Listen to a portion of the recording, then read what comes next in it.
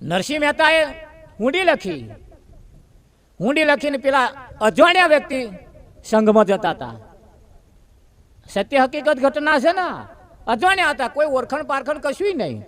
અને કહ્યું કે જરીક મારી આ હુંડી સોમરસા શેઠને આલજો ને. કે આ દ્વારકામાં કોઈ સોમરસા શેઠ નામનો હતો જ નહીં, પણ એને લખી હતી.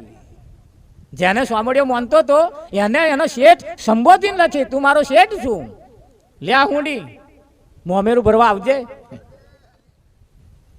વટે માર્ગુએ કહ્યું કે શું હતો નહીં, કે અમારે તો લઈ જવામાં શું હતો છે. અને લઈ ગયા ને અને સાંભળ્યા શેઠ નામનો કોઈ હતો નહીં ગામમાં. કેટલાને પૂછી વર્યો, પેલા 4 જણા કેટલાને પૂછી વર્યા કે ભાઈ અમેનો કોઈ જગ્યા આ ગામમાં અમેનો કોઈ છે જ. પેલા વિચાર કર્યો, પેલા પાછા એવા હતા, કોકનો સંદેહો હોય એ સંદેહો જ્યાં સુધી ના કે ત્યાં સુધી પાછા ના આવે, એવા વિશ્વાસુ હતા.